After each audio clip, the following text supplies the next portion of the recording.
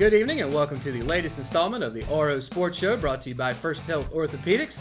As you can see, Russell and I are starting out tonight by ourselves because we are going to be talking about WrestleMania here in just a moment. Bobby Deaver is going to be joining us after that. But we are now 5 days separated from WrestleMania, and it was what we thought it was going to be. It was the show of shows, the grandest stage of them all. It was certainly unexpected what happened in a lot of these matches. Absolutely, and that's always to be expected when it comes to WrestleMania. Is you expect to see some surprises, maybe some upsets. Of course, we made a lot of predictions on the RO Sports Show WrestleMania special. 14 matches. That came on Saturday. And by the way, if you missed that, shame on you. But we had a good time doing it. And since the matches are all over now, we're going to look at kind of a recap of WrestleMania and maybe where some of these people are going moving forward. Now, during the kickoff show on Sunday, they had the Women's Battle Royal that had just a plethora of women in there. Oh, yeah. By the time they all got in there, I didn't really recognize half of them. Yes, I'm on from the women's tournament they had back in the summertime. I didn't recognize them myself, but I knew from where they were. But a lot of them, and of course, SmackDown, Raw, and NXT had a few too. Right, absolutely. And as it turned out, Naomi actually won that tournament. Of course, she's been women's champion before. Oh, yeah. So that's not unfamiliar territory for her. Now, in the men's Andre the Giant Battle Royal, your guy, Matt Hardy, ended up taking it home. Delete. That's right. Thanks to Bray Wyatt. I was going to say, that was my next question. Bray Wyatt ended up helping him out. We saw on Monday Night Raw Monday that they seem to be buddy-buddy now. I'm not sure what's going on with that, but Jeff Hardy made an appearance. Yeah. And Bray Wyatt referred to him as Brother Nero. Yeah. So where do you think that's going to head moving forward? I think we're going to see a little bit more of Brother Nero coming along to maybe help this Hardy faction come together and take over Raw. Or, of course, with next week having this Superstar shakeup, Right. they might get separated for all we know. But I think maybe right now we're going to see them stick together. Yeah, and again, I'm glad you brought that up because the Superstar shakeup, they tend to do this, maybe once a year or something like that to kind of move people around? Yeah, I think they did it twice last year, after WrestleMania and then after SummerSlam. Right, which I think is a good idea because it creates new rivalries and you get to see some people facing others in matchups that you wouldn't normally see if they were to stay on the same roster year long. Now, moving on to the Cruiserweight Championship, Cedric Alexander defeated Mustafa Ali. Now, this was the end of a Cruiserweight tournament that had been going on for a couple weeks. Of course, as I said, Cedric Alexander was the one victorious there. Now, on the main card, we started off with the Raw Tag Teams, and this one was interesting because you had The Bar, who was Cesaro and Sheamus. They were the champions coming in.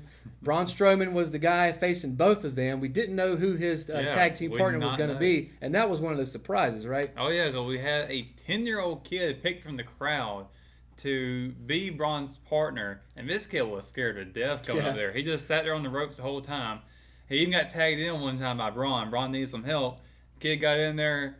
I think it was Cesaro who looked down really mean-like, and then he tagged back Braun in, and of course Braun got the pinfall, and they were tag team champions for a little less than 24 hours because they had to vacate the title due to scheduling difficulties. Yeah, I imagine that would be Nicholas's school schedule, right? Yeah. And we said on Saturday on the special that, actually you said it more, was that even if Braun had been by himself, you pretty much expected him to win. And that's, with a 10-year-old in your corner, that's almost what happened, although the crowd loved it, and I'm sure everybody watching at home loved it as well. Now, on the blue brand side, the SmackDown Championship was the Usos who came in as champs against the New Day and the Bludgeon Brothers. Now, this was one actually that I predicted right. I think it was one of, 1 out of 14 I think I got right. But the Bludgeon Brothers, talking about the Wyatt family, former members of that, they were able to walk away with gold. A lot of success for former Wyatt family and Wyatt family itself. I mean, Bray obviously helps out Matt, and then, of course, the Bludgeon Brothers come in, Harper and Rowan had to put on a great performance and won. It surprised me because I was actually expecting the Usos to retain, but they did. The Bludgeon Brothers definitely got the job done. Now, let me ask you this. We're talking about this faction that the Hardy Boys and Bray Wyatt are setting up. With the Superstar shakeup coming next week, do you think there's a chance that Bray Wyatt could get his boys back in there and this joins one big faction? I don't think so because I think Bray is kind of now with Matt, and I don't think he wants anything to do with his former brothers. Also, I don't think Harper wants anything to do with Bray either, considering around this time last year, just before WrestleMania, Harper and Bray were not getting along. Right. thanks to Randy Orton. So I don't see them getting back together anytime soon. Yeah, there definitely is some bad blood between them, that's for sure. Now, as far as the United States Championship, Randy Orton came in as the champ against Bobby Roode, Jinder Mahal, and Rusev in a four-way here. Now, I don't think any of us picked Jinder Mahal to win this. Matter of fact, I think a lot of people, as far as the crowd was concerned, was pulling for Rusev. They kept saying Rusev Day. Yeah. But Jinder Mahal ended up winning that. And, it's not necessarily unfamiliar for him as well because he's been world champion for quite a while. Was that earlier or late last year, I guess it was. But again, he'll be moving on as champion. It'll be interesting to see maybe if he rematches with one of these guys. You think we could see that coming up? Yeah, I think he'll obviously have to do the rematch clause there with Randy Orton, so I'm sure Randy will have his rematch. But I don't think we're going to see the end of that because they have had this rivalry before with Randy and Jinder for the world title. So I think we can see that reignite with this U.S. title. And maybe Bobby Roode might move up into the WWE title picture. Very well could. And, speaking of heated rivalries, the Intercontinental Championship was after that, and that was The Miz, who was the champ, of course, going up in a triple threat match against Seth Rollins and Finn Balor. Now, this was one I was excited about because these are three great athletes, three great wrestlers. Mm-hmm. And, of course, Seth Rollins ended up coming away with the IC belt. Moving forward, disappointed in that match. Why is that? Because we didn't see the Demon Balor come back. I agree. I was so disappointed in that. Like, this is his first WrestleMania, huge pay-per-view. Where was Demon Balor? I think if he'd done that night, he would have been successful. I agree. I mean, we talked about, Shinsuke's entrance, Bobby Roode's entrance as being, a couple of the great ones out there. If the Demon comes out, that's a great entrance as well. Oh, yeah. With the makeup and the mask and all that. I was kind of disappointed in that. As far as the match, though, were you pleased with that? I thought it was a solid match. Yeah, I do too. And I'm sure we're probably going to see some mixture of these guys continuing to fight for the IC belt as well. In the women's division, the Raw Women's Championship was Alexa Bliss versus Nia Jax. Now, we had talked last week about how Alexa had been basically bullying Nia Jax for the better part of the last couple months here, and Nia finally just had it and ended up defeating Alexa for the championship. Yeah, the first thing she did with I think right before the bell rang or right after the bell rang, she went trash for Mickie James, who was ringside, and just knocked her out cold, and then focused all of her attention on Alexa. She had nothing on the outside to worry about, everything on Alexa, and she put on a good show and won that title. Now, as far as Nia, she's obviously one of the bigger women competitors. Mm-hmm. Do you think her size advantage will be able to get her on a winning streak moving forward? I think so, especially considering that we had a debut this past Monday. Ember Moon came up. That's right. She finally moved up because she did lose her title match at NXT TakeOver. But I think with Ember in Nia's corner, I think she's going to have a good time because I don't see Mickie James or Alexa Bliss being able to overcome that competitor like Ember Moon is, or Nia Jax. Nia Jax is just so good at that. Yeah, you're absolutely right. Now, one of my favorite matches for the night was the SmackDown's Women's Championship that pitted the champion Charlotte Flair against the undefeated Asuka, who had been undefeated at this point until 2.5 years. Oh, yeah. But of course, I don't know if you picked Asuka. I know I did. I picked Charlotte. Did you? Oh, well, yes. you were right on the money because Charlotte Flair ended up retaining. I was still surprised by it, though. I was still kind of surprised that because I really thought Asuka was going to walk away with this one. I knew it was going to be a very tough match between them two, but I also still kept thinking that there was going to be a cash-in that night. It didn't happen. It happened Tuesday, but it didn't happen Sunday. So still saying Charlotte win that match was still shocking to me in that regard. And then, as you mentioned, on SmackDown on Tuesday, Carmella cashed in the women's Money in the Bank against Charlotte Flair and is now the women's champion on SmackDown. Billie Kay and Peyton Royce debuted from NXT. They came up to the main roster now. Yeah. So, I mean, there's just the women's division is a lot of them in there, and it'll be interesting to see, who steps forward as far as taking on, at this point, Carmella, right? Oh, yeah. Don't you think Charlotte Flair's going to have something to say about that? She'll have a rematch for sure. Or do you think she moves to Raw after next week? That would be interesting because if she does move over back to Raw, she might be able to go after the Raw Women's Championship from there. Maybe. I'm not sure how that will work out. Yeah, we'll have to wait and see how all that plays out because there's a lot of moving parts in the women's division right now. Now, for a couple of tag team matchups that happened on Sunday, Daniel Bryan and Shane McMahon faced off against Kevin Owens and Sami Zayn. Now, Daniel Bryan and Shane McMahon ended up winning this match, which actually got rid of Kevin Owens and Sami Zayn. They are no longer on the roster, correct? On SmackDown roster, yeah. Gotcha.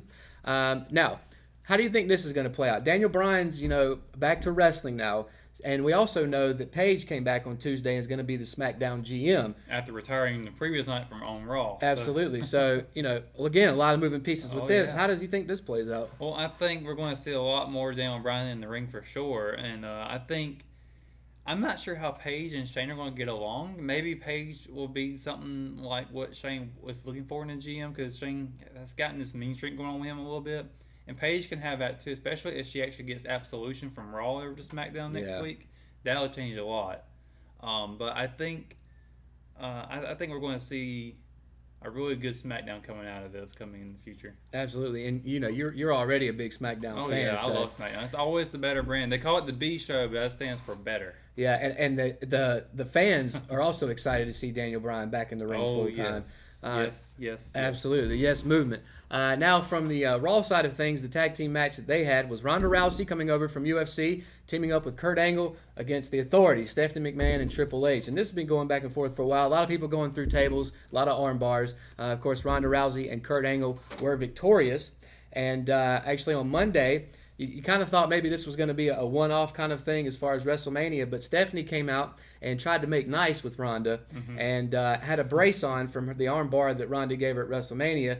Well, Ronda went ahead and gave her another arm bar on that injured arm. So obviously this isn't stopping anytime soon. And I love that match. It might be one of my favorite matches of the entire night from WrestleMania.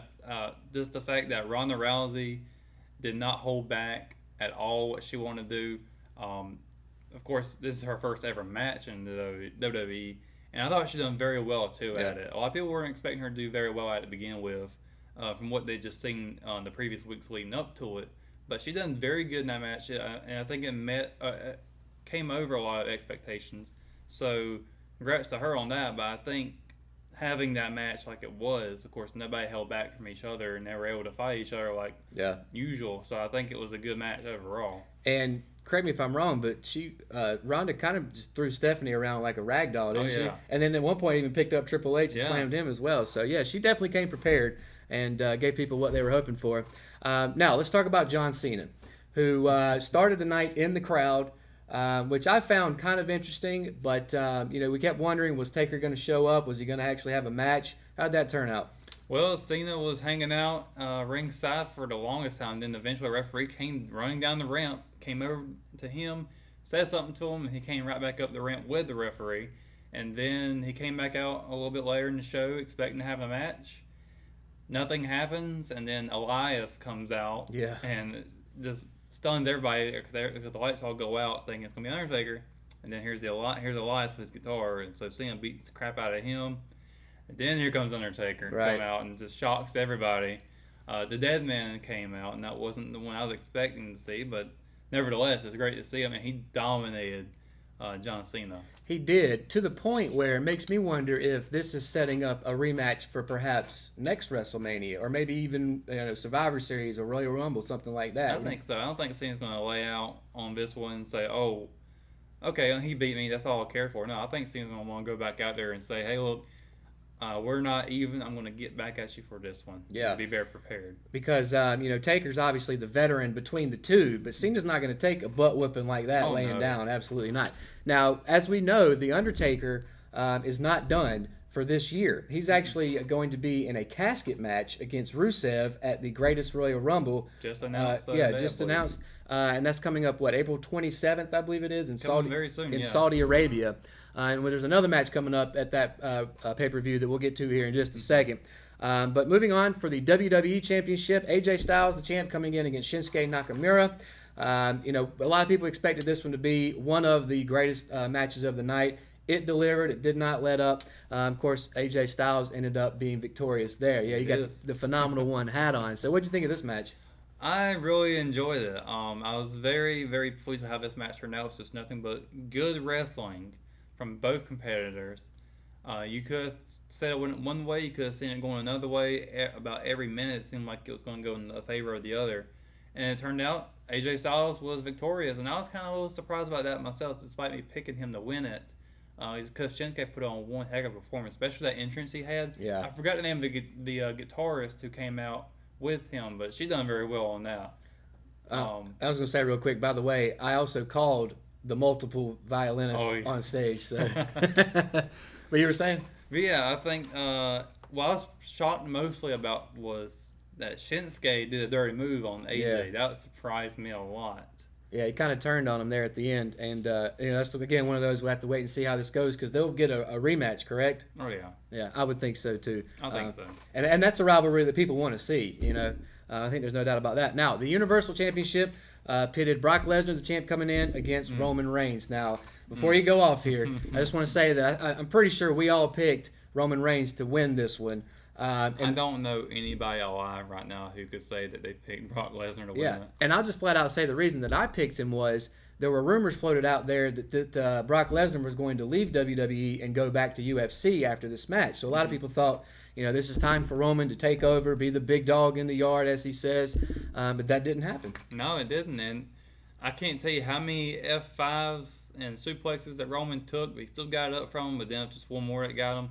But Brock Lesnar was just huge in that match, and he just personally, I wasn't a fan of that match at all. I thought it was really, really lame to watch it, but I really thought it was going to be Roman coming up with a spear and win, but he didn't, and Brock Lesnar shocks the world here, winning the match, which he tends to do at WrestleMania. Yeah. And, the Undertaker match comes to mind just right off the bat. In New Orleans. Yeah, it shocked a lot of people. Now, as I mentioned a second ago, Brock is also going to be fighting. He's already signed up for it for the Greatest Royal Rumble match in Saudi Arabia. Having a rematch, yeah. Going to have a rematch. Now, Steel Cage. That's right, Steel Cage. You're absolutely right. Now, there's a report out there, and I don't know if this is true, but I will say this. There's a report out there that I saw on Bleacher Report that said that Brock had signed another contract with WWE, but it was only going to be for one match. Now, this is speculation. Again, I don't know if that's the whole truth. But do you think maybe the second time around Roman gets the upper hand? Well, considering that they're going to, where are they going to again? I forgot. Saudi Arabia? Saudi Arabia, yeah. So I think going over there, Roman's going to have a lot of the fans in his corner there because they love him over there. Yeah, they do. Over here, not so much. But Roman's going to have all that momentum built up around him where he can probably get this done. I think he'll have a kind of like a home field advantage here coming into this match versus WrestleMania. So I can see Roman winning this match. Yeah, and I agree. I can definitely see Roman winning this. But we said the same thing coming into WrestleMania. Yeah. So it just goes to show you that you never know what's going to happen when it comes to WWE. Of course, everybody thought they had all the predictions correct and whatnot, and here we go. WrestleMania surprises everybody. Absolutely. Well, another WrestleMania in the books, and of course, like I said, we've had a lot of fun, getting into WrestleMania season, and now we get to start all over, moving towards next year's WrestleMania 35, which will be taking place in New Jersey, correct? Yep. I think it's going to be at the Meadowlands. So I think we're going to have a Snowmania. I was just getting ready to say, I bet you we might see some snow up in New Jersey. Yeah, snowed around this time. Yeah. And just real quick, that's something that Super Bowl almost ran into a couple years ago when they had it up there. Of course, theirs is in January as opposed to March. But as we've seen, the weather is fickle, and you could very well have snow this time next year. I still think the show will go on. I'm pretty sure Vince has said that before. If it was going to rain, if it was going to snow or whatever, the show will go on. So it'll be interesting to see a Snowmania. Yeah, because of all the preparation they put into it, the show of shows must go on. Yes. So, but as I said, another WrestleMania in the books. And when we come back from the RO Sports Show, we're going to have an exclusive interview with Oakland A's pitching coach Scott Emerson, who, as you know, has joined us a couple times, once in studio, one from spring training in Arizona. This time we've got an interview coming from Oakland Coliseum, so he's actually in Oakland and going to answer some questions for you. So all that and more when we come right back from the RO Sports Show, brought to you by First Health Orthopedics. At Richmond Community College, we prepare you for a high-skill, high-paying career in a variety of fields. From business to education, engineering, utilities, healthcare, criminal justice, information technology, and human services. At Richmond Community College, we can save you thousands of dollars on tuition through our university transfer programs that provide a seamless transition to universities and colleges throughout North Carolina. At Richmond Community College, we are always developing new courses and programs in response to the communities we serve. We offer day, evening, and online courses, and you can now complete 5 curriculum programs entirely online. At Richmond Community College, we believe in helping you prepare for a better life.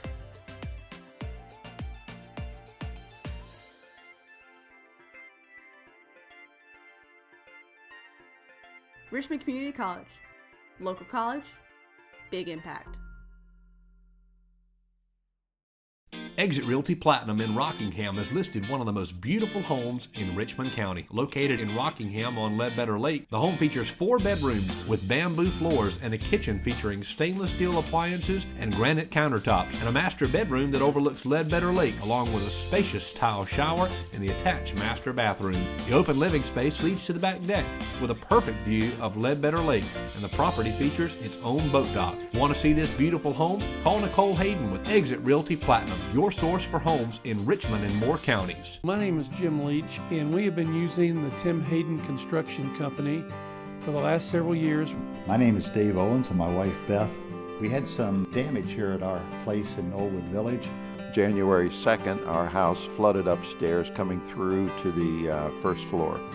Tim has responded very quickly with his team of people. Our repairs went extremely well.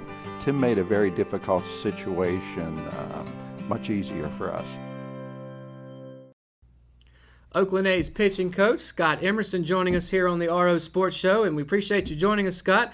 So just to jump right off the bat, no pun intended, how are the A's faring so far after the first week of the season? RO Sports Show, what's going on, guys? Hey, Matty. Well, after the first week, we're 3-4, and we finish off with Texas today of a 4-game series. So hopefully we can take the series and even our record at 4-4. But everything's going pretty well in the first week. Now, I know that one of your starting pitchers, Jarrell Cotton, is out with an elbow injury, probably going to miss the rest of the season. He was supposed to be one of your top pitchers this year. How is this going to affect the rotation moving forward?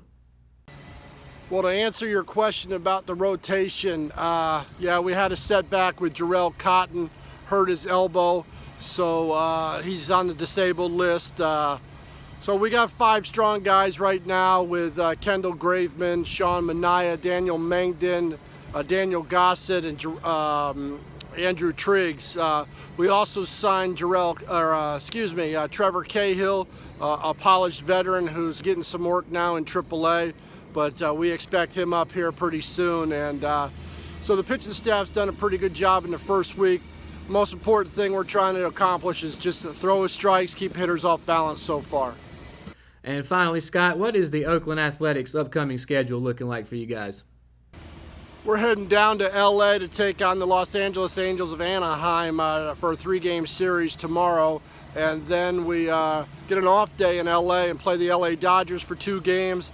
Fly up to Seattle, get Seattle for 3 games up in Seattle. So we got a lot of games early in our division, so we just got to keep playing hard, playing fundamentally sound baseball, and so far we're doing that. All right, Scott. Well, we really appreciate you taking some time out of your busy schedule in Oakland to keep us up to date on what is happening with the Oakland Athletics and around the Major League Baseball League. All right, guys. Well, you keep up the good work back there in Rockingham, and we'll be talking to you soon. When we come back, we're going to be talking about all kinds of sports, NBA, Conor McGregor in the news, and the Masters as well, finishing up on Sunday. So we'll be right back with the RO Sports Show. McNair Auto Sales is the place to buy your pre-owned car, truck, or van. To be the best, it takes big selection, friendly staff, and great pricing. We guarantee a no-hassle buying experience, and financing is available right on site. So come see us today. We're located at 1026 East Broad Avenue in Rockingham. And remember, with over 40 years of experience, you know McNair is the name you can trust. Family Pharmacy is a local pharmacy that's been in business in Rockingham for over 10 years. Located in the Food Lion Shopping Center on US 1 North, we have easy access into the store and a drive-thru for your convenience as well. You can download the official Family Pharmacy app at myfamilypharmacy.com, and we'll help you set it up to text you when your prescription is ready, and you can even set it up to fill your prescriptions when due. Our motto is we'll treat you like family, and it's something we truly mean. We take the same care in filling your prescription that we would take for our own family. Family Pharmacy, we'll treat you like family. And welcome back to the RO Sports Show, brought to you by First Health Orthopedics. And of course, we really appreciate Scott Emerson for taking time out of his busy schedule to join us for another interview, this time from Oakland Coliseum. Now, as you can see, we got Bobby Deaver joining us back on the desk this week. But first segment we're going to talk about here is NASCAR. Now, this last week, the guys were in Texas Motor Speedway. How'd that turn out? Well, Kyle Busch had a dominant victory, I would say. He came in and surprised a lot of people to win that race. A lot of people expected Harvick or Truex to win that one, as they usually have been doing this season. But Kyle Busch came in and got his first win of the season for his 44th victory in the Cup Series. Now, moving forward, where are we going next? Going to Bristol, Tennessee. They're going to have the Food City 500. It'll be 2 o'clock on Sunday.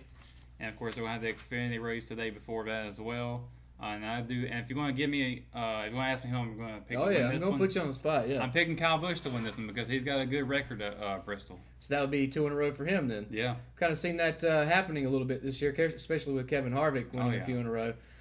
Now, you've actually got some news concerning NASCAR itself. What's that about? Well, NASCAR and Monster Energy, they have re-signed a 1-year deal with their sponsorship for the Cup Series. So they'll extend it through 2019. By then, they'll renegotiate it again. So good news is NASCAR still has a sponsor for the Cup Series.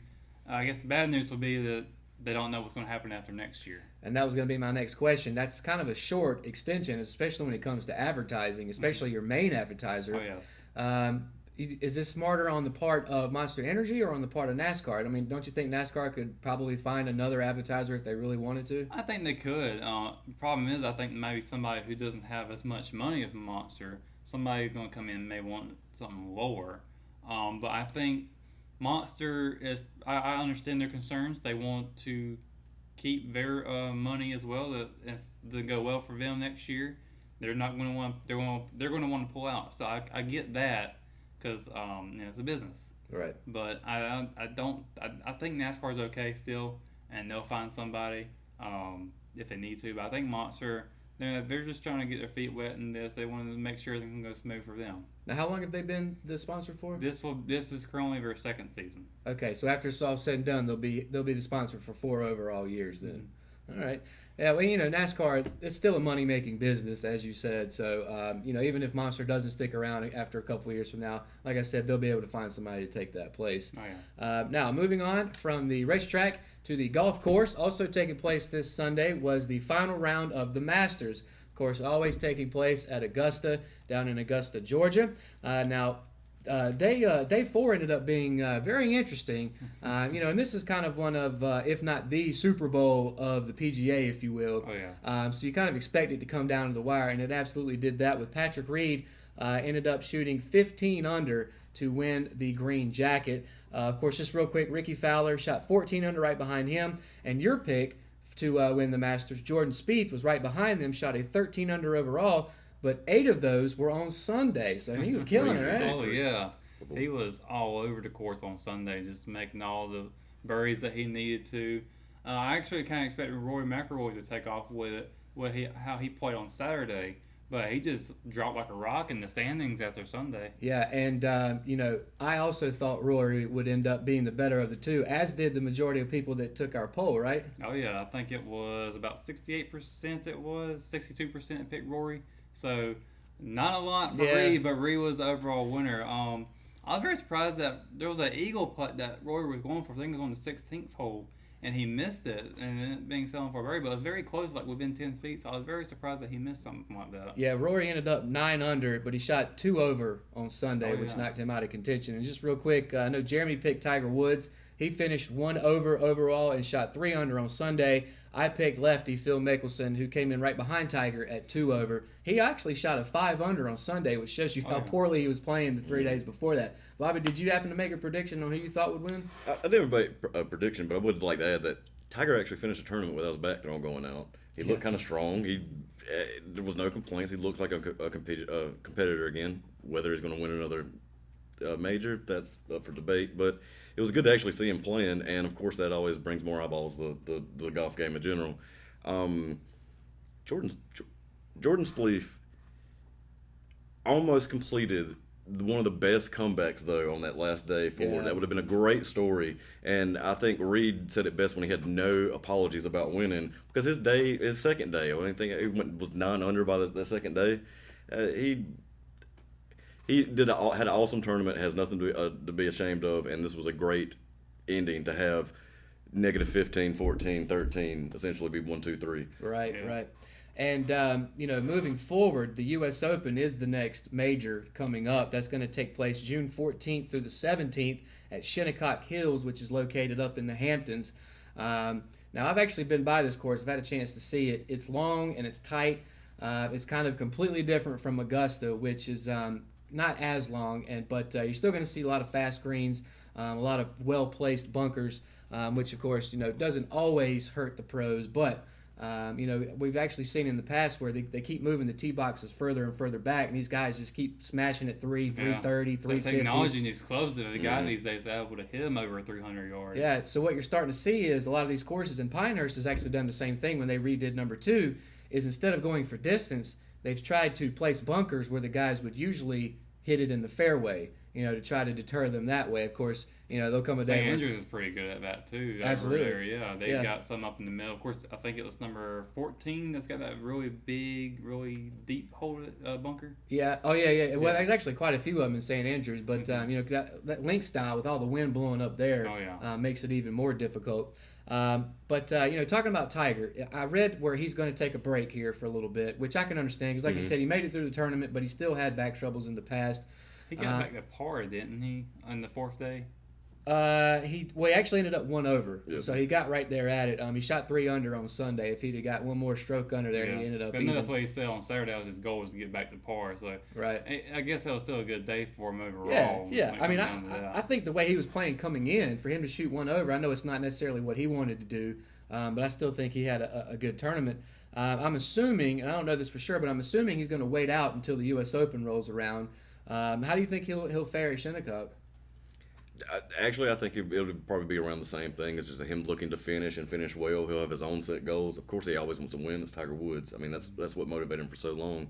So I definitely think well. I think Phil, though, your man who you picked last time, needs it to complete his Grand Slam career-wise. So I mean, I'm kind of pulling for him a little bit on the side, but him and Tiger are always going to keep the eyeballs. They're the older guys on the course now. Yeah, they're the veterans. They're looking over that hill to where they're going to start seeing each other on the senior league tour or not. So it'll be interesting to see how they do. Now, I was personally pretty disappointed that Rory McIlroy didn't win the Masters on Sunday because he was coming in to possibly being, I think, the 6th one to ever win all of the Grand Slam, so to speak. In his career. Yeah, and I think eventually he'll get there. And again, he kind of, I don't want to say choked, but he kind of fell back in this tournament. Yeah. But it shows you that he can compete at Augusta if he needs to.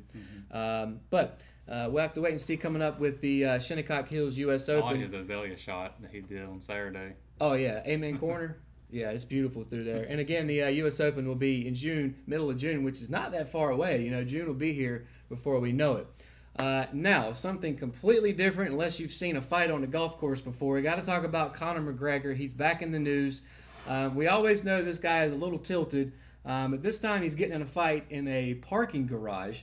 And just to kind of clue folks in that don't know what's going on, there was a UFC kind of promo media event that took place at Barclays Center in Brooklyn. We don't know exactly what all the details are, but next thing we know, Conor McGregor and 20 of his entourage are behind the scenes attacking fellow UFC fighters that are on a like a tour bus, I guess it is. Next thing we know, Conor McGregor has thrown a guardrail through the front window. It was a dolly, I believe. Dolly. Is he trying out for the WWE? It looks like it. It kind of seems that way. Great start. But it brings up a good question. First of all, what is this guy doing? Because he ended up getting arrested for this. Actually had, I think, some federal charges put against him. Now, he bailed out later that night. And it was, we were talking before we came back, they didn't even take his passport from him. He's still able to go back to Ireland. First question for you guys: is this a career ender for Conor? No, I think with still having this on his shoulder, I think he could still make money. He's still a big name in the UFC. Controversy makes money too, so I think he's going to be okay. What do you think? I think the UFC has always got young talent coming up, and they're always looking for fights. And Conor had already spent, since his Mayweather fight, pretty much pulling them along on who's going to be champion or not. And he's made a lot more enemies since that fight, and because of doing that. So they finally pull his belt because he hasn't been fighting in the UFC, and then he pulls a stunt like this. I don't think it's a career ender, but I definitely think it's a huge delay. It's nothing that he's going to be able to come back in. Because there's a lot of people already in the UFC that thought he didn't deserve to come back and get a title fight because he's out of the circuit. They have these matches so much planned up of how you gain prestige to get that title fight. And if he comes back in, I hope they do it right and make him start from the bottom. But it's the UFC; they'll probably come right in, give him a title fight. But I don't think it's going to be next year. Well, we'll have to wait and see. And he's just going to get over it. We'll have to wait and see as far as how these charges play out. Also, when we were talking before we came back, I was saying that because Conor is who he is, he's got money, he'll probably be able to wiggle out of this, at least criminal-wise. Because of that, the first thing that I thought of when I saw that this has happened, I thought it was kind of a WWE-type publicity stunt. Now, of course, you said, some people got sent to the hospital. That's a heck of a publicity stunt. I said maybe it just kind of got out of control a little bit more than he intended. It raises a question of how did so many people get through so many levels of security to get there? I mean, I've heard you actually have to take an elevator to get up to that point and get past guards on every level. You're talking about 20 people? That's like a riot. Yeah, so to have that amount of people, but because he's McGregor, he just made all that money, and I think it was more of a security was like, oh, yeah, sure, come on thing. I don't think they were thinking, oh, he's going to throw a dolly through a bus window. But when you wound at least 2 other people and take 3 cards off a fight, that took a lot of money from the UFC. Yeah, it did. And if anything's going to bother White now that he has new owners of the UFC, it's going to be messing with their money. So that's what I'm like, he might be able to come back, but this is not the WWE, and I don't think it's going to be next year. I just don't see it happening in the near future. Yeah, and in this sport at least, it doesn't matter who you are. When you start messing with people's paychecks and their wallets, at the end of the day, more than likely that could get you fired. But here's why I don't think it's going to happen with Conor. Because at the end of the day, there's talk going around, as you mentioned, against him fighting against Floyd Mayweather Jr. again, this time inside the octagon. Now, there's some really weird stipulations as far as how the match can take place, and I'll read those off here in just a second. But because of the potential payday for this, I mean, we saw the money grab that these two guys had when they were in the boxing ring. Don't you think that's enough reason for Dana White to kind of just let this go away? Well, it depends. I think boxing is a different situation than the UFC was when this fight went down between McGregor and Mayweather. Boxing, has a lot of talent, seems to be more overseas. There's many leagues split up to have their own belts. The UFC is the big name. They don't necessarily need this fight to survive or to get the publicity. Yes, they'll enjoy it, but I actually think it will hurt the UFC more than anything. It will look like a joke card than it would look like a major card. McGregor's got this idea in his head that if you want to take my belts, you need to beat me. So the whole thing he used to do in wrestling was that if you want to beat the man, you got to beat the man. That Ric Flair used to say. Well, if you want to have that philosophy, you got to fight, and you got to fight the best. Mayweather isn't it. No. So I think it will just end up hurting his career and the UFC more than it'll help it. But you got to think, though, Floyd Mayweather and McGregor are big names, and big names can bring in big money. Exactly. And look, they have enemies on both sides. There's going to be a lot of people to pay for pay-per-view just to see them beat each other up. Yeah. Now, with all that being said, as I mentioned, there are rumors floating around that these two could get into the octagon. Of course, when we saw them in the boxing ring, most people assumed that it was going to be Floyd going away, and it kind of was. I feel like he kind of toyed with him a little bit and just let him stick around to, so people didn't feel like they wasted money on a pay-per-view. Moving into the octagon, you would assume that would be advantage Conor McGregor. But as we know, Floyd is a money man. He's very strategic when it comes to these sort of things. And the stipulations as far as the match itself, he has asked for in the octagon, they'll fight with 4-ounce gloves, no shoes, 5-minute rounds, and they're going to fight in the 155-pound division. In addition to that, he has asked for no kicks, no takedowns, no elbows, and no knees. They will allow things like clinches. But is that even a UFC fight anymore? No. That's like a boxing ring, but in the octagon, yeah.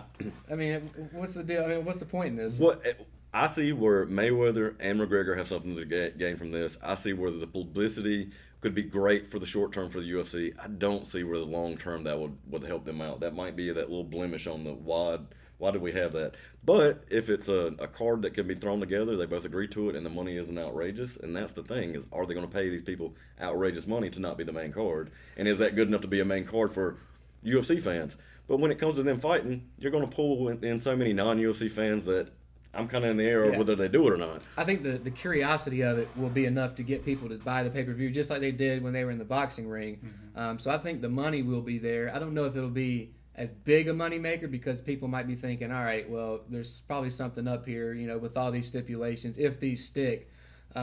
let's just say the scenario, these two guys do get into the octagon and they fight with these rules. Who are you taking? With these rules here, I would have to say Mayweather because it seems like it's in his advantage. Right.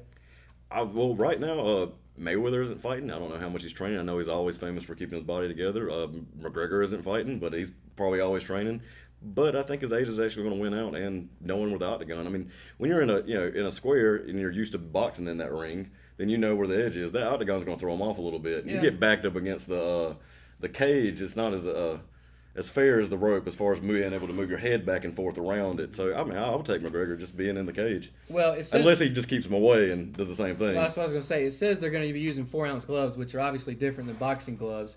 Yeah, Floyd is still undefeated, and you got to think at this point in his life, the age he is, he's got plenty of money. He's not going to step into a situation unless he feels like he's got the advantage, right? So that's probably the reason why. If they did this fight tomorrow, I'd have to take Floyd to beat McGregor. But again, you're in the octagon, you never know what could happen. Half the ounces, and one good McGregor punch, I think. Yeah. Now, neither one of them weigh 155, do they? I'm not sure what their weight is, but I feel like they're both lighter than that.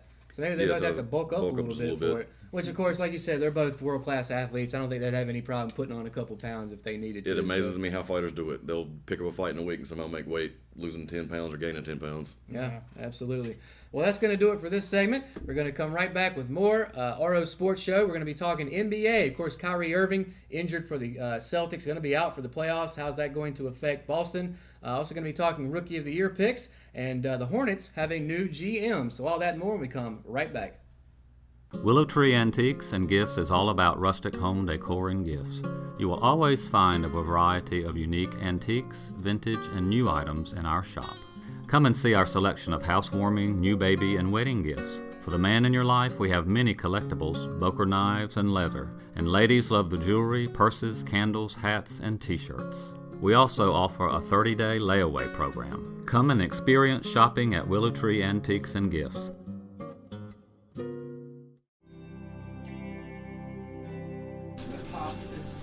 You guys just outdo yourselves every day. And I really appreciate it. I honest to God don't know what I would do if it weren't for you. The things that you do, I'm in approval of. And thank you. I don't know what else to say other than thank you. And welcome back to the RO Sports Show, brought to you by First Health Orthopedics. Now, as I mentioned before the break, we're going to talk some National Basketball Association. The playoffs are upon us, but one key player that's going to be missing from the playoffs is Boston Celtics' Kyrie Irving. As we found out last week, he's actually out for the, of course, what was the rest of the remainder of the regular season, and then going to be missing the playoffs. So my first question to you guys is this going to hurt Boston's chances? Do they even get out of the first round? They are done. They get out of the first round, but they're not going to get a second. All right. Yeah, I think I'm going to have to go with you on that, but I think they might actually they'll be taken out in the first round. It's possible. Absolutely, it's possible. Could go either way because Kyrie is the cog in that lineup. Now, Gordon Hayward got hurt earlier this year, so, I mean, that's top two guys on your team that are gone. And I feel like the scoring is going to fall on Jason Tatum now, right, who is a rookie. And that's going to be a lot for him to shoulder. Of course, there are some veterans on there like Al Horford, a couple other guys. But again, I think we can agree that at the very least, Boston may have kissed their championship chances goodbye, unfortunately, with Kyrie getting hurt. You hate to see it with injuries, but it happens in every sport pretty much every year. I mean, right. it's just one of those things, and this could have been Boston's year. I mean, really to come out of the East. I mean, it hurts to see because you lose a good, like we were talking about casual fans for other sports, that would be a good one to see Kyrie go against LeBron again in the playoffs. I mean, the year after. And, I'm sure Duke fans are upset that he's gone. Of course, Jason Tatum also a Dookie to replace his scoring, so kind of one way, But now that the playoffs are set, I want to put you guys on the spot. I want to get your Eastern Conference picks, your Western Conference picks, and who you think is going to win it all when it's all said and done. Well, I'm going to say, what would it be, 4 years in a row now that I'm going to say the Cavaliers and the Warriors. So what would you call that, a four-peat? Very well could happen. I mean, they're two of the strongest teams every year. Of course, with LeBron in Cleveland, you can never count them out. What do you think, Bobby? I hate going with number one seeds, but they look good. Toronto really does look like the best team out of the East right now. And on the West, Golden State was motivated every year to meet a new standard. It was first to prove that they were a good team. Second was they were chasing the win record and trying to repeat. They came short on that. Then it was all about, well, we got to show that we were a championship team and not just all the wins. Now this fourth, they've lost 7 out of 10 going into the final stretch. What do they have to prove? Well, we'll see in the playoffs because it happens every year in the NBA, which is why I'm so excited about this time of year. Is the game changes, the speed changes, everything's going to change. But Houston is looking so good right now. It's hard to pick against them. I'll just stick with the top two and go with Toronto and Houston. So who you got winning between those two? Houston. Houston. All right, who you got between the Cavs and the Warriors? I'll go with LeBron James and the Cavaliers. All right. I'm going to take the 76ers because they have been on fire. I know Joel Embiid got hurt, but he's going to be able to come back and play with a funky-looking mask. I don't know if you guys have seen this thing or not. I'm also going to take Houston as well. I think for some reason Golden State feels vulnerable, and I don't have a reason why. It's just kind of a gut instinct. Of course, I never know what I'm talking about. But between those two, I'm also going to take Houston. I think this is their year to get over the hump with James Harden. They brought Chris Paul in to help him out. They've got a solid team, and if nothing else, they'll just outshoot you. Yeah. That's what they do. They just shoot threes and set up offenses where a lot of guys are moving, a lot of shooters, which is kind of how the NBA is these days. Let me ask you this. You have LeBron winning. If he wins another championship in Cleveland, you've been saying all along you expect him to stay. What's there left to prove? Does he stay if they win? I guess there's a possibility of him leaving if they win, but why would you leave a place that's doing good? There's no guarantee that you're going to go somewhere else and you'll have just as much success. The safe bet will be staying in Cleveland at least another year and continue to have that success down there. I think that would be what I would do in that situation. I'm the opposite. I think if he loses, he's more likely to go. Why is that? Because, if he loses, then he's looking at, all right, if you go to 3 different teams and win a championship, I think that proves just as much as going back home and winning a championship at 2 different places. And if he can set himself up to where he doesn't have to be the main guy, can put another team together. Right. And this deals with off season, and you're not supposed to talk, but they do sure. to each other to see if he can set up another team of some good people with some cap room. Because Cleveland's kind of strapped right now, the way they've been kind of putting in older players around him is where there's going to be a future. They just lost Kyrie. So I'm curious about how he's aged as a person, whether it's about the legacy of what he leaves in Cleveland, or is it about the legacy he leaves for himself? And that's probably going to make the biggest decision when it comes down to him. And that's a question that'll have a lot of people pondering. But I don't think you've discussed this with us. But if he does leave, do you have a destination he might end up at? It just free agency is really tough in the NBA, the way they have to where you can hold on people with bird years and offer them their contracts and everything. So it just really has to be. It would have to be a younger team. Everyone would love to see him in LA. I don't know if he would actually go there. But Cleveland seems the safest bet. Right. But I'm thinking, I was just saying he's more likely to leave with a loss than with a win, because I don't see now how I can just be like, all right, I was won a championship, now I'm out, proving something else. And I know there's some Western Conference teams that have been linked to LeBron. The one that I've been saying that I'm just going to go ahead and stick with is him going to Philly, because he would be able to stay in the East, where it's obviously an easier path, and he wouldn't have to be the man. He could be the veteran that comes in and plays with Joel Embiid and the gentleman we're getting ready to talk about now, who is Ben Simmons. Now, of course, Simmons is not technically a rookie. Of course, he didn't play any last year. Actually, I guess I should say technically he is a rookie, even though he's been in the league for 2 years now, but he was hurt all of last year. He's played great this year. Just a couple stats for you. Ben Simmons has averaged 16 points, 8.2 assists, 8.1 rebounds, and has shot 54.7% from the field, and joined Oscar Robertson as the only rookies in NBA history to record 1,200 points, 600 rebounds, and 600 assists, and he did it while lifting Philly to its best record since AI was there back in 2000-2001. Which begs the question, is Ben Simmons the easy runaway rookie of the year? Well, that was like butter, that segue. Good job. Anyway, I think he's hands down, stat-wise, has got it. The only other thing that people could argue is whether he's actually a rookie. Right. I mean, he's had plenty of time to be around his coaches, to sit with his teammates, and then you see somebody come straight out of college like Utah's Donovan Mitchell, and he's taking a team that had just lost Gordon Hayward. You were thinking that maybe be looking to get a 7 or 8 seed, and now they're looking into the top seeds of the West. So if you're technically going to pick a rookie, I think it's Donovan Mitchell. Ben Simmons. But if it's an actual rookie, it's Donovan Mitchell for Utah. And Ben Simmons was actually approached with this question, and he was pretty confident about it. He said, "Yeah, it's me, 100%." Do you agree, Russell?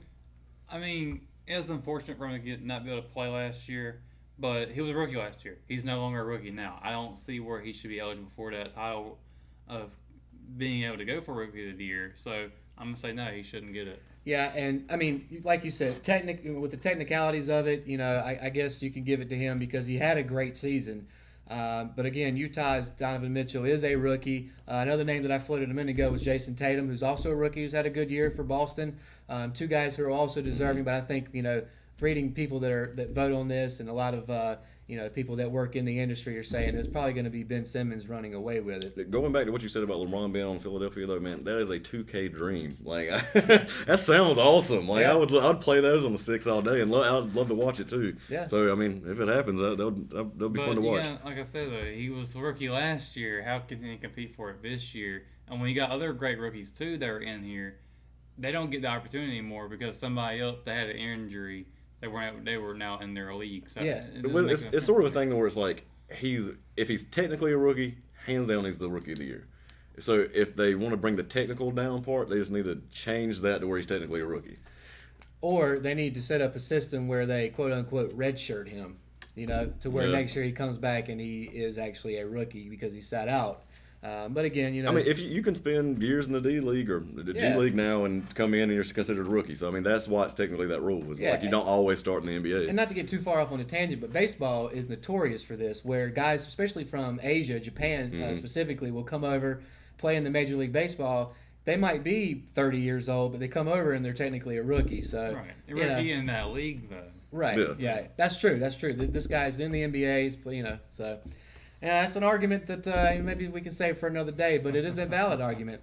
Now, some local sports here. The Charlotte Hornets have a new GM, and we talked about this before as speculation and something that might happen, but Mitch Kupchak, Carolina fan, of course, Jordan being the owner there, probably has something to do with that, but he is going to be the Hornets' new GM. Now, as I've mentioned before, I say it's time for the Hornets to blow this thing up, trade Kemba, trade Dwight Howard. What say you, Bobby? Ooh, it just hurts to hear trade Kemba. Yeah, I know. All right, first on the hire is I'm kind of lukewarm on it because he basically was handed a team that was built by West, and he won a couple of championships that had Shaq and Kobe on. Talking about the Lakers. Yes. Is Kemba and Howard Shaq and Kobe? No. No. But they do have skill, and I mean they are a skilled team, and I'm curious to see what he's going to do.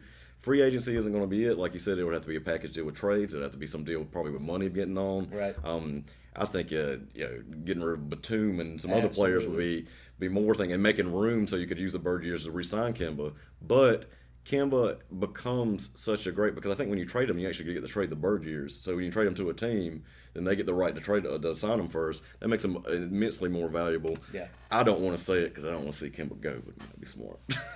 Well, and I want to get your take, Russell, but just real quick, Kemba's been there for like 6 or 7 seasons now, and they haven't been able to get over that hump, even though they've changed a lot of the pieces around him throughout those years. That's why I've kind of been under the thinking of maybe it's time to just start all over. But what do you think, Yeah, Russell? that's what I was going to say. Just wipe the whole slate there and start from fresh because they're, 36-46 this season or something like that? Yeah, they're under 500. Yeah, it's not good at all for them. I think they need to figure out, get some new players up from college level and bring them in and see what they could do there. I think that's the best thing. It's kind of like a Cleveland Brown situation here almost. And I don't want to interrupt you. I was going to say, one of the points that I brought up is the Hornets, it seems like forever, have been stuck in mediocrity where they're not good enough to make the playoffs but not bad enough to get a top draft pick. I don't know if that's what you were going to say. That was my exact point. Is like I think it's because it starts from the top down. Because Michael Jordan just does not want to lose. He doesn't like losing, so he wants to be competitive. If they do this, then he will be making a philosophical change from trying to put a competitive team out there every year. If he blows it up, he's going to be doing what Philadelphia has done, which is seeing payoffs now. It's basically saying that we're going to lose.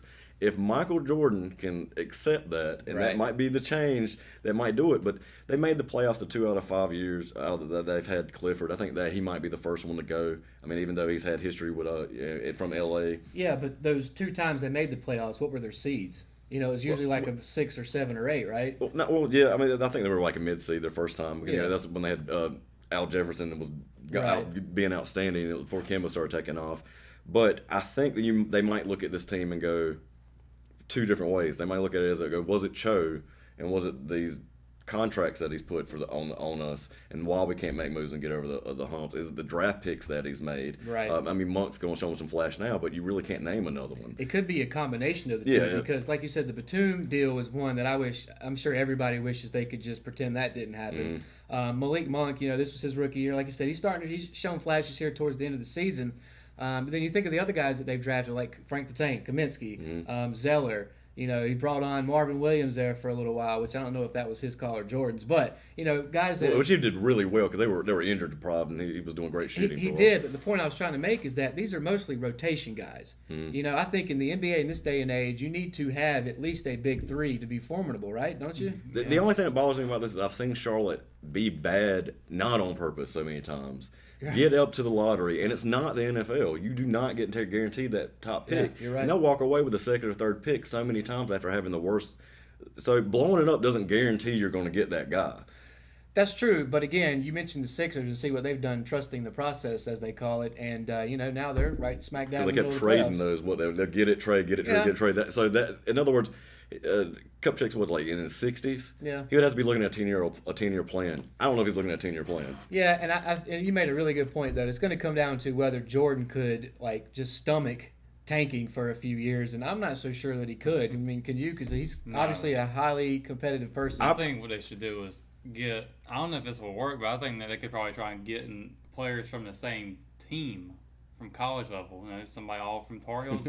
I think some continuity. That way they know each other and they work with each other. There's not as much coaching that needs to be done there. Well, they are prone to draft some Tar Heels. So. Yeah, but I will ask y'all both this. So, as a fan, if you had your favorite team or whatever, and you're watching them in the same situation, would you rather them try to be competitive every year and be proud that hey, we're not tanking and we're not terrible? Or would you be like, no, we need to tank for about 4 or 5 years. We need to be horrible so I can keep that hat in the closet. Well, I think if Alabama was to drop like that, if they needed to do something like that, if they were playing mediocre for a while, if they needed to lose a lot of players. Of course, Alabama's always wanting new players every single year because it's college. But, yeah, I think I would have to take that loss to gain the overall prize, which is the championship. I feel the same way. And obviously, I'm a huge baseball fan, and you see this a lot. And actually, the Braves are kind of in the midst of a rebuild where they just took it down to the studs. They traded anybody that had any value.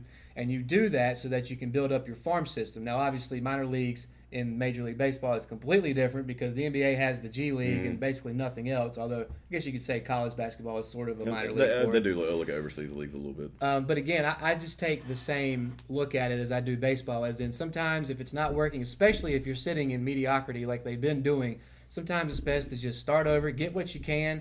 Because obviously, if you trade Kemba, you're going to be able to get something decent back from him, right? Some kind of trade package where you get some draft picks, maybe a player you can bring on, maybe offset some other contracts, that sort of thing. It's a huge risk to where you're racing to the bottom against other people that might be racing to the bottom. Like the Suns are doing it, or did it this past year in the West because they looked at the long teams of the West that they couldn't beat. And I'm saying the Charlotte's in the East, if they could add some points, they can go. You can easily go from 9th in the East to 2nd.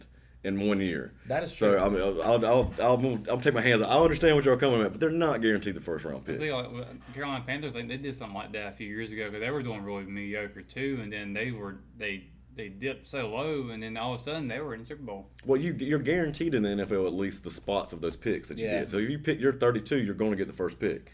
So that if you, but in the NBA, you could. It could be crazy. You can end up with up to 5th pick. It'd be the worst with in the league. Ping pong balls floating around there. Yeah, you never really know. But I hope that Kupchak can come in and maybe bring some stability and maybe fix some. If Cho was the problem, fix some of those problems that he started. Because I'd like to see the Hornets continually be competitive and fighting for Eastern Conference championships. Although it may have to take LeBron retiring for everyby in the East to get that chance. Or move to the West. Basically, what they'd have to do is they'd have to trade for older talent who only has a couple years on their contract, trade all the young talent that we have, and then hope we get the lottery. And then that's basically all you can do. Well, we'll see how that goes. But when we come back next week, We'll actually be talking in depth about the playoffs because we'll be right smack dab in the middle of the first round. We'll talk about the matchups, who's playing well, and maybe make some new picks if we want to, because we can do what we want here on the RO Sports Show. But when we come back after the break, we're going to do our usual big impact of the week, as well as love it or hate it. All that and more when we return from the RO Sports Show. Rockingham Farm Supply, at the corner of Highway 220 and Green Street in Rockingham, will have their annual Customer Appreciation Day, March 23rd and 24th. Some great food and great company. Come on down. Check out the Bobcats. They are an authorized dealer for Bobcat zero-turn mowers. They have seed, chicks, chain, key making, a little bit of everything that you could use for your farm or your home. So come on down, enjoy some food, some fellowship, and just maybe you might get to meet Matthew and Mark. Maybe they'll give you a ride on one of the Bobcat zero-turns.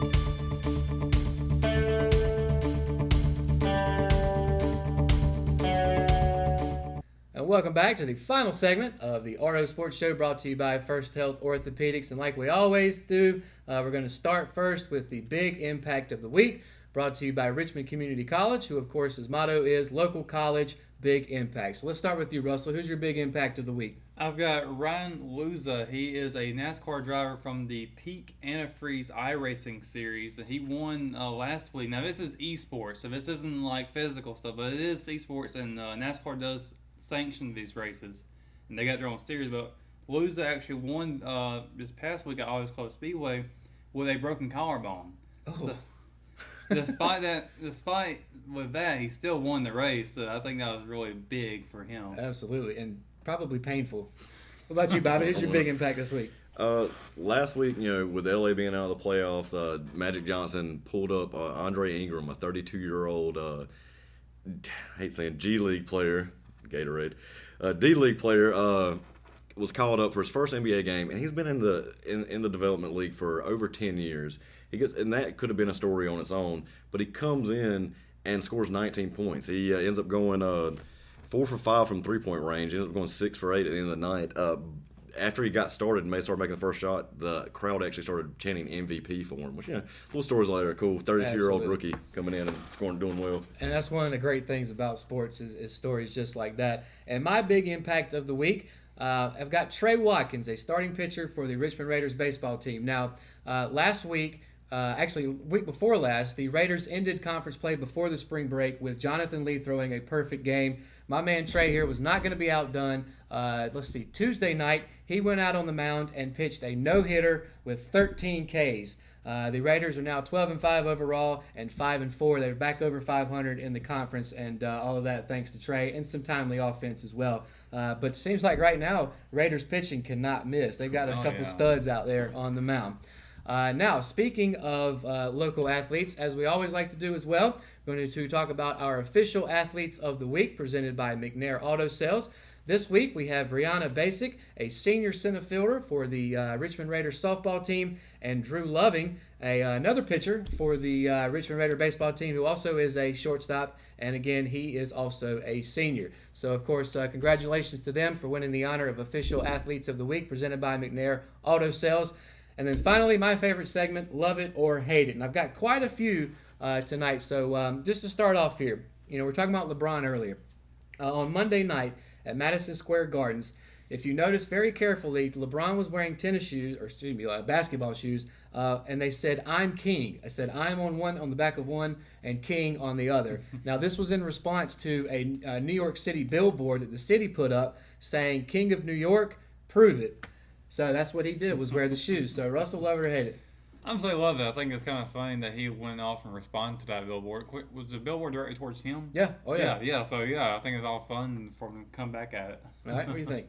He ain't a rookie. He can put those shoes on, and many people are going to complain about it. So, I mean, he doesn't got much to prove, and the fact that they wanted him to prove more, and he walks in with those shoes on, I love it. I'm going to say love it, too. You know, like you said, he's got nothing else to prove. I'm not even sure why they put this up there. Maybe it was kind of a tactic, like these other teams trying to get him to come there. To me, it doesn't sound like it. It's not kind of like they're pushing him away because they're like saying, you ain't got what it takes. Yeah, maybe that's what they're doing. But, you know, he came back with the I'm King, kind of a jab, a quiet jab. Actually, not so quiet, really, but at the New York Knicks. Moving on into football. Steve Spurrier, who, of course, is of Florida Gator and South Carolina Gamecock fame, is slated to become the head coach of the Orlando team in the Alliance of American Football, which, from the sounds of it, is kind of going to rival XFL in a few years. But what do you think about Steve Spurrier going back on the sideline? Love it or hate it? I kind of can go either way on this, but I'm probably going to say love it, just the fact that if he wants to go back out there and coach again, but not at a level where they expect huge, especially somewhere like South Carolina, Florida, where, you know, they expect you to win more than half your games every season. Yeah. Maybe some of them national championships, but he don't have to live up to the expectation. He can go back to what he loves doing and not have the weight of the world on his shoulders. What do you think about the old ball coach back in Florida? I'm not a huge fan of his in general, but for this league, it's a league that's mainly ran. I think that there's a lot of ex-NFL players and coaches that actually have money in it. I love it because a head coach's job is to get the right people around on a team, and I'm sure he knows a lot of good people in sport that can help him along, whether he's going to be doing the X or O's or not, or he's just going to be finding the right coordinators. Yeah. I'll say love it, although I am a little reluctant because I'm wondering how much he's actually going to put into it because, I mean, Steve Spurrier's no spring chicken. He's probably approaching 70, wouldn't you say, somewhere along that line? Doesn't mean he can't coach. I think this was more of a get people in the seats kind of thing because they know him in Gainesville. You know, that's obviously one of his alma maters. And I think that was kind of the main reason for this. But I'll just say love it just because it is a name that this new football league can bring in. And we'll have to wait and see if they bring in any other big names. And they got us talking about it immediately. Absolutely. You're right. Yeah. No, if it weren't for him, we might not even brought it up. So you're absolutely right about that. Now, we're talking about the U.S. Open earlier with the golf segment. Dustin Johnson, Rory McIlroy, and Jordan Spieth are the favorites for the U.S. Open in June at Shinnecock Hills. So does that sound right? Love it or hate it? I love it. I think they got it right because Rory McIlroy is pretty much the guy now. Jordan Spieth is on his way to becoming the next guy. So having him at the top, I think is a very safe bet for anybody to put it on them. However, of course, you got other guys out there who can take that spot just as easily, like a Patrick Reed from the Masters. Nobody expected him to win, I'm sure. But yeah, I think they got it right with Rory McIlroy and Jordan Spieth. I love it as an open, and that it always has surprises where somebody can come from that huge field and come up and win it. But there's no reason for them not to be the favorites. Yeah, I agree that I love it too. Rory, a lot of love here tonight. Rory is kind of the next big thing, or has been here for a little while. Of course, he's just a Masters away from a Grand Slam. But as I mentioned earlier, Shinnecock is very long, and Dustin Johnson and Jordan Spieth are two of the biggest hitters on the PGA. So just that alone, I think, and Spieth is one of the best putters out there too. So with those two combined, yeah, absolutely. And I mean, just because of that, I have no problem or qualms with these guys being the favorites moving into the U.S. Open. Now, talking some baseball, the Chicago Cubs had their home opener earlier this week postponed due to snow. Now, of course, you usually don't associate baseball and snow together. Of course, weather's been crazy the last few years. But what do you think about this? Love it or hate it? I'm going to say love it. I think it's kind of funny that this is happening. You don't see it that often, and it gives some media coverage onto the MLB a little bit more. So when things like that happen, yeah, but it's pretty crazy. Springtime, and we're still seeing snow in some parts of the country. Yeah.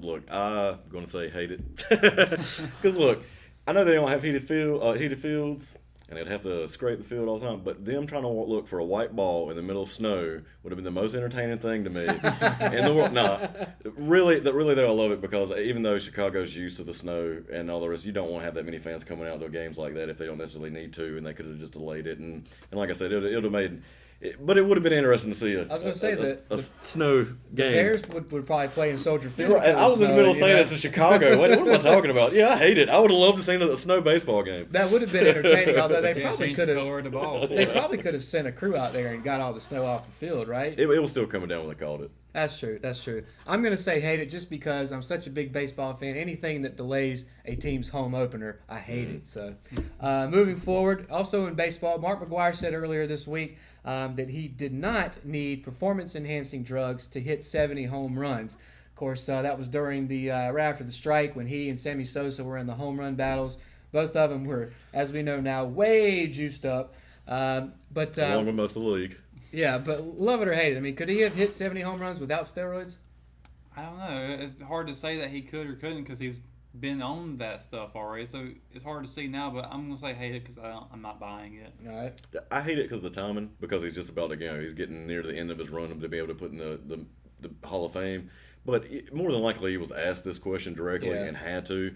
And I haven't heard anyone who defends the steroid era ever say that steroids have made someone hit a ball.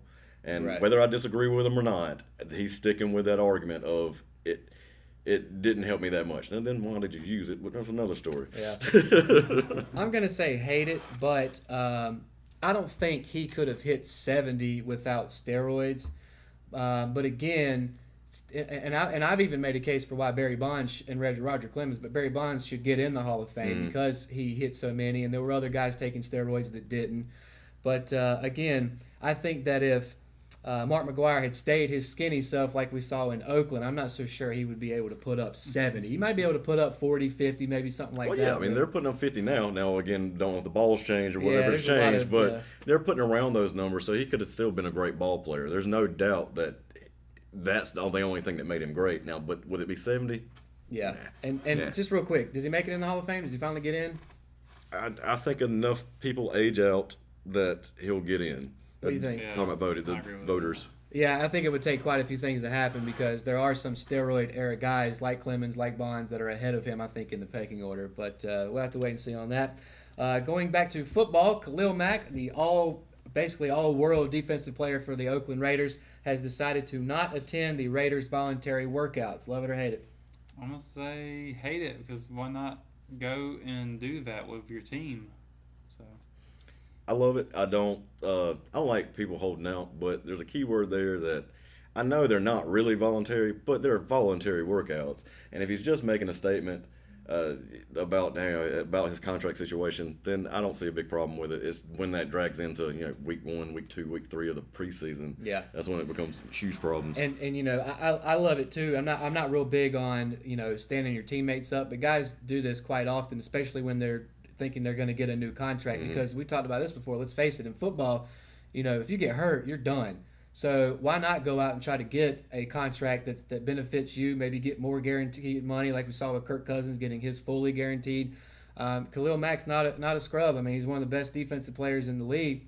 So as long as it doesn't run into the season, I have no problem with this because there's still a long way to go before we get to the regular season. It looks bad for the younger teammates, and it might hurt your chemistry on because the way a coach looks is we got to play who's on the field, who's going to show up. Yeah. So it could cause some problems, but otherwise it's not going to be that big of a deal. He could come right back in a few weeks and not even matter. And it might not even be a story then. Yeah, you're right. And then finally, to close out, love it or hate it, a story that I found funny. An angry Nashville Predators, as in the Nashville NHL team, angry Nashville Predators fan sent a catfish to the NHL office because he was not happy about a play that happened in a Predators game that caused them, or a call I should say, that caused them to lose the game. And for those of you that don't know, Predator fans are notorious for throwing catfish onto the rink, I guess after a hat trick, I would assume. What do you think about this funny story? Love it or hate it? I'm going to say this like I did about the UFC license plate tag. I LOL this. Okay. I love it. I just want to know, how do you mail a fish? Like, I ain't never tried to do that. That might have some skill going on there. I didn't know how do you mail a fish, but all right. That's a good point. And that's something we might have to Google later on. I'm going to say, yeah. Oh my God. Oh, I hope it didn't sit out in the sun too long too. But I'm going to say love it just because I think this is a funny story. I'm kind of surprised stuff like this doesn't happen more often, or maybe we just don't hear about it. But with all the things going on in the world, with people mailing bombs and stuff like that, to me, this is just comedic that someone mailed a catfish. But again, let's find out how he actually did that. Mission Impossible stuff going on. But that's going to do it for this edition of the RO Sports Show. And, of course, as I mentioned, when we come back next week, we're going to be talking the NBA playoffs in full gear, as well as everything else going on in the sports world. So, of course, if you want, you can watch us on the RO's Facebook page, the RO YouTube page, the Richmond Observer app, and, of course, richmondobserver.com. And if you want to listen along, you can do that on the Classic Rock Radio. So, for Bobby Deaver, Russell Parker, I'm Matt Harrelson. We'll see you right here again next week on Thursday.